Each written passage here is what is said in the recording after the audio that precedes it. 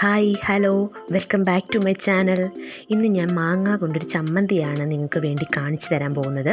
ഇപ്പം മാങ്ങയുടെ സീസണൊക്കെ ആയല്ലോ അല്ലേ, മാർക്കറ്റിലൊക്കെ മാങ്ങ അവൈലബിൾ ആണ്. അതുകൊണ്ട് നമുക്ക് നല്ലൊരു നാടൻ രീതിയിലൊരു മാങ്ങ ചമ്മന്തി ഉണ്ടാക്കുന്നത് എങ്ങനെയാണെന്ന് നോക്കാം. മാങ്ങ തൊലി കളഞ്ഞ് ചെറിയ പീസസ് ആയിട്ട് ആദ്യമേ നമുക്ക് മുറിച്ചെടുക്കണം.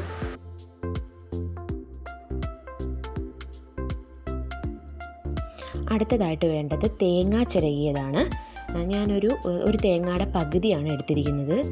അതിനാവശ്യമായിട്ടുള്ള എരിവിനനുസരിച്ചുള്ള പച്ചമുളക് എടുക്കുക. ഞാൻ ഉണ്ടമുളകാണ് എനിക്ക് കിട്ടിയത്, അതുകൊണ്ട് ഞാൻ 3 എണ്ണമാണ് എടുത്തിരിക്കുന്നത്. അതിന് അത്യാവശ്യം നല്ല എരിവുണ്ട്.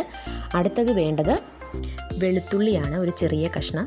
പിന്നെ 4 കഷ്ണം ചുമന്നുള്ളി, 2 ചെറിയ കഷ്ണം ഇഞ്ചി, ആവശ്യത്തിന് ഉപ്പ്. ഇത്രയാണ് ഇതിന് വേണ്ട സാധനങ്ങൾ. ഞാനിവിടെ മിക്സിയിലാണ് ഇത് അരച്ചെടുക്കുന്നത്. അതിന് മിക്സിയുടെ ചെറിയ ജാർ എടുത്തിട്ടുണ്ട്. അതിലേക്ക് ആദ്യമേ മാങ്ങ ഇട്ടു, അടുത്ത പച്ചമുളക് ഇട്ടു, വെളുത്തുള്ളി ഇട്ടു, ചുവന്നുള്ളി ഇട്ടു, ഇഞ്ചി ഇട്ടു. ഇത്രയിട്ട് ആദ്യമേ ഒന്ന് നല്ലതായിട്ടൊന്ന് ചതച്ചെടുക്കണം.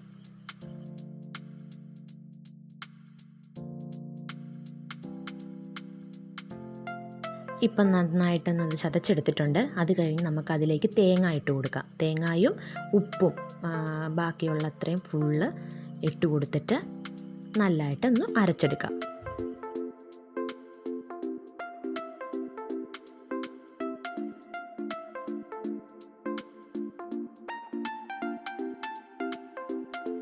ഇത്രയേ ഉള്ളൂ, നമ്മുടെ മാങ്ങ ചമ്മന്തി റെഡി ആയിട്ടുണ്ട്. ഇതൊന്ന് വളരെ ടേസ്റ്റിയാണ്. ഇലപ്പൊതിയൊക്കെ കെട്ടാൻ നേരത്ത് സാദാ ചമ്മന്തിക്ക് പകരം ഇതുപോലെ മാങ്ങാ ചമ്മന്തി അരയ്ക്കുകയാണെങ്കിലും നല്ലതാണ്. അപ്പോൾ എല്ലാവരും വീട്ടിൽ ട്രൈ ചെയ്ത് നോക്കണം. അഭിപ്രായങ്ങളൊക്കെ കമൻസ് ആയിട്ട് അറിയിക്കണം. മറ്റൊരു വീഡിയോ ആയിട്ട് നമുക്ക് വീണ്ടും കാണാം.